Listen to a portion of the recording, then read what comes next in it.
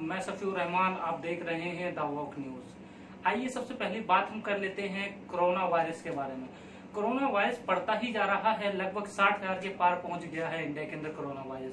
आपको पता है पिछले 1.5 महीने से जो कोरोना वायरस का संक्रमण है वो बढ़ता ही जा रहा है, वो केसेस बढ़ता ही जा रहा है। लगभग दिल्ली वासियों के लिए इसी बीच एक खुशखबरी है कि जो इलाका दिल्ली के हॉटस्पॉट एरिया में आता था, उस हॉटस्पॉट एरिया से अभी तक पिछले कुछ दिनों से कोई नया केस नहीं आ रहा है सामने, बल्कि दिल्ली के जो हॉटस्पॉट इलाके थे वो कमता हुआ नजर आ रहा है।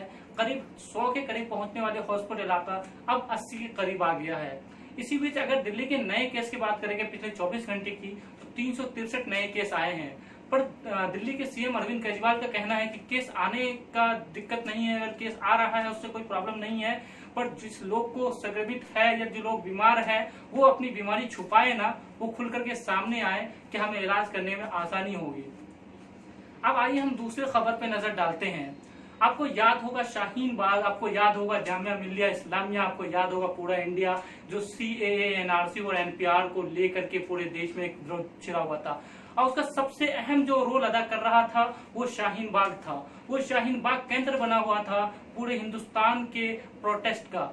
उसी के एक सफूरा जरगर जो जामिया की कोऑर्डिनेशन कमेटी की मीडिया कोऑर्डिनेशन कमेटी की एक मेंबर है, और वो जो है जामिया के प्रोटेस्ट को लीड कर रही थी, और शाहीन बाग को उन पे आरोप है कि 23 फरवरी याद होगा, इतवार का दिन, जब जाफराबाद मेट्रो स्टेशन के नीचे जो कुछ महिला सीएए के प्रोटेस्ट कर रहे थे, अगेंस्ट प्रोटेस्ट कर रहे थे, उसके बाद अचानक कपिल मिश्रा बयान देते हैं और उसी रात हिंसा फैल जाती है।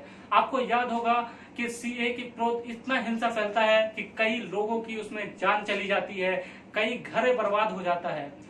उसके बाद दिल्ली पुलिस जो है इस लॉकडाउन के, अभी लॉकडाउन चल रहा है, उसी के पीछे उसके आड़ में जो है दिल्ली पुलिस वो अरेस्ट करते जा रहे हैं।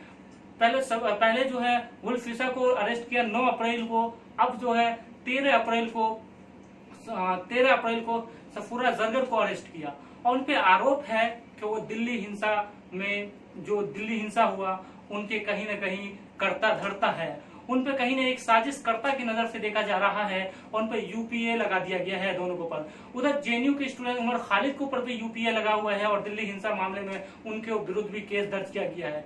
दिल्ली पुलिस का कहना है कि उन लोगों के खिलाफ स्ट्रॉन्ग एविडेंस है, और उनको हम स्ट्रॉन्ग एविडेंस है इसलिए हम उनको जमानत नहीं दे रहे हैं। दूसरी तरफ सफूरा जरगर के बारे में सोशल मीडिया पे अनाप शनाप भक्त लोग जो है वो कर रहे हैं।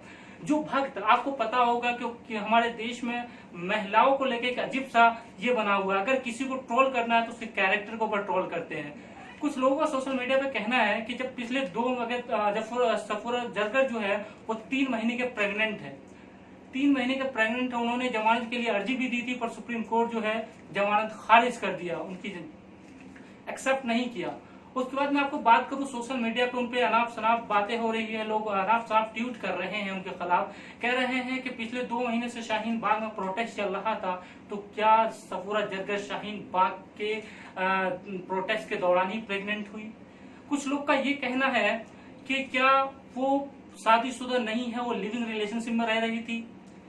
कई लोग का ये भी कहना है कि वो जो है जब शाहीन बाग के अंदर प्रोटेस्ट चल रहा था उस टाइम वो प्रेग्नेंट हुई, तो किससे हुई, कैसे हुई, ऐसे भाषाओं का प्रयोग किया जा रहा है ट्विटर पे। अब हैशटैग चलाया जा रहा है उसके लिए। और आपको पता होगा कि दिल्ली हिंसा के सबसे जो मास्टरमाइंड अगर आप कहें उन्हें, कपिल मिश्रा, जिसके एक बयान से शाम में हिंसा फैल गई, यानी कि इतवार को, संडे का दिन था, जब उन्होंने अपना स्पीच दिया था। उन्होंने ये कहा था कि राष्ट्रपति ट्रंप के जाने से पहले जाफराबाद और चांदबाग खाली हो जाना चाहिए, नहीं तो हम अपनी तरफ से हटाएंगे। उसके इस बयान के बाद ही जो है शाम में वो देकर के दोपहर के टाइम गए और शाम में ही हिंसा फैल गई। तो वो अब तक आजाद क्यों है, वो अब तक खुले क्यों घूम रहे हैं। दूसरी तरफ अनुराग ठाकुर वो क्यों घूम रहे हैं बाहर, उनके ऊपर यूपीए क्यों नहीं लगाया गया। प्रवेश वर्मा क्यों नहीं लगाया गया उन लोगों पर, क्योंकि वो सरकार कहीं ना कहीं उनको पॉलिटिकल दबाव है पुलिस वालों के ऊपर कि उन पे यूपीए या फिर कोई ऐसे केस दर्ज नहीं कर रहे हैं या उनको अरेस्ट नहीं किया जा रहा है।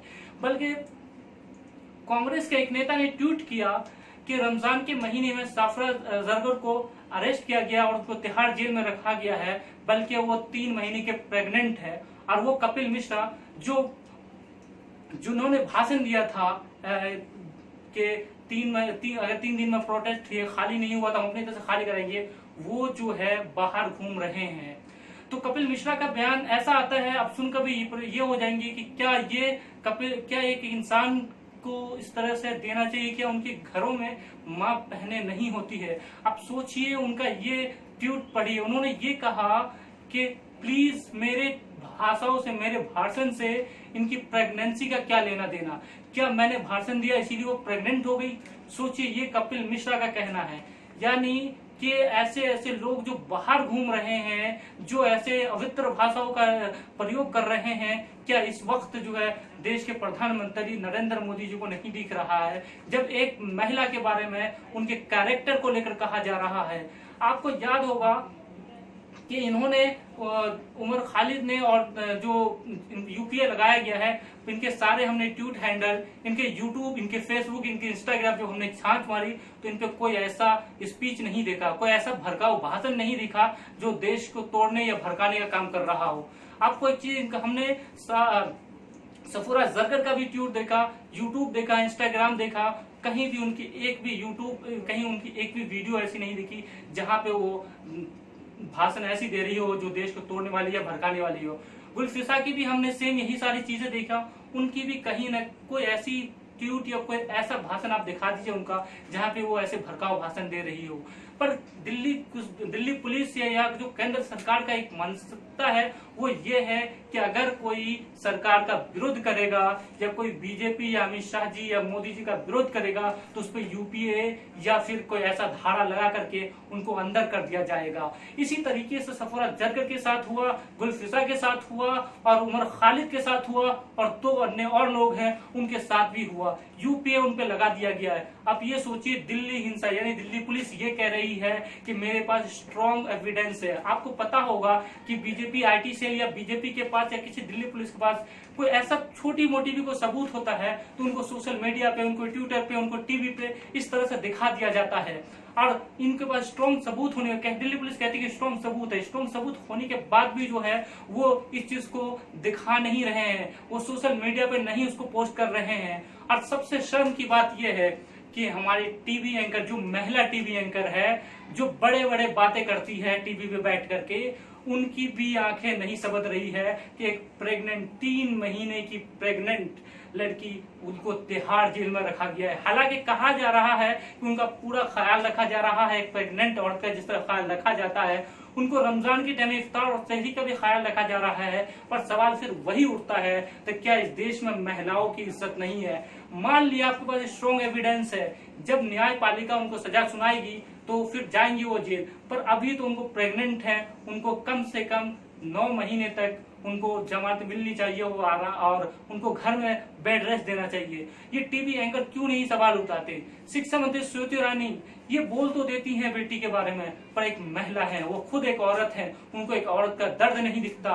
ये टीवी एंकर की जो महिलाएं हैं वो रोज कुछ ना कुछ ऐसे टॉपिक उठाती है, तो उनको सिर्फ और सिर्फ टीवी एंकर को बीजेपी और सरकार की तारीफ के अलावा उनकी कमी नजर नहीं आ रही है।